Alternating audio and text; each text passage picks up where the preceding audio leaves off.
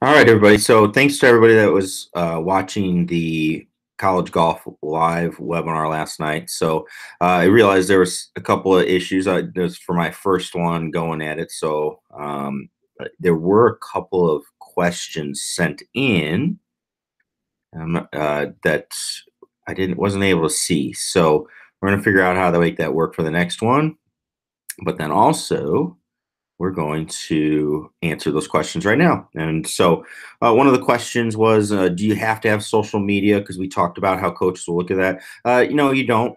I think I'm personally, social media can be a little bit scary, and I know how much time I can get wrapped up in it. Sometimes it's not the best thing as always, but you don't have to have it.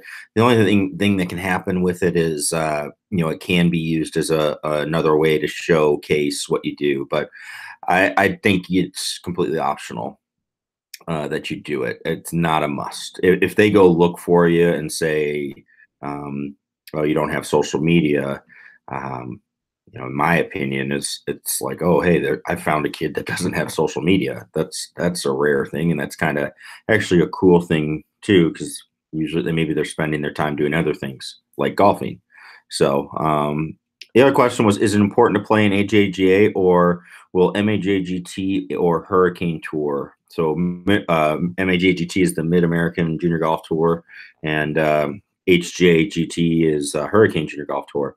Hurricane Tour is good. That's a national level tour.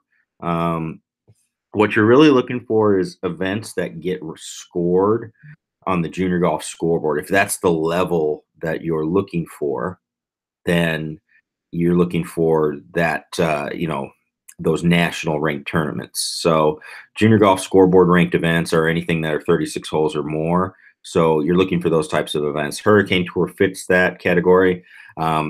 AJGA is the American Junior Golf Association. That is basically like the PGA Tour of junior golf. They travel the country, and I believe they go international as well. Actually, I know they do. They are fantastic events. I played in a few as a junior. They were awesome to play in. Not required though. It, it, always, let's say this though: if you're gonna go play, if your goal is to play it, probably a top 20 or 30 Division One program, then I would say, yeah, you probably need to play in those as you go. But the last question was, will it be homeschooled? Is homeschooling for high school a detriment? I would say no, not definitely not. Because what happens is I know of homeschool players that have played on their high school team anyway. One thing we wanted to point out was high school golf doesn't mean too much for most coaches, except for the regional and sectional events and the state tournament, obviously. But other than that, it's really unfortunate that it's not worth more credit.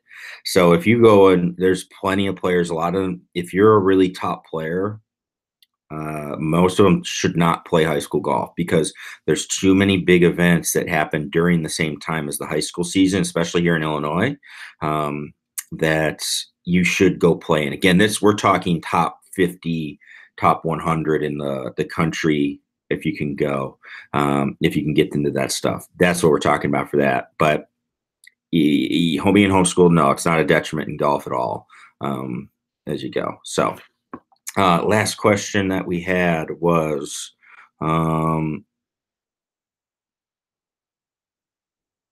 junior golf scoreboard. Should we sign up for that? Um, should we sign up for it? I don't believe that gets you boosted in the rankings. I believe I hope, as far as I understand, I'm going to look right now. As far as I understand, with the junior golf scoreboard, they're supposed to be unbiased, just based on the events you play. Um, I've never. I'm trying to see what happens when you sign up for it, because I've never had a player actually do it. So um, I'm not seeing. I guess all it's going to be is it's basically a tournament recruiting service. It looks like. So yeah, again, if that's something you want to do, it never hurts to get put in contact with more coaches, and if you want to make that easier, think that's a good thing, but it's not something that you have to do as you go. So yeah, I'm just looking through it.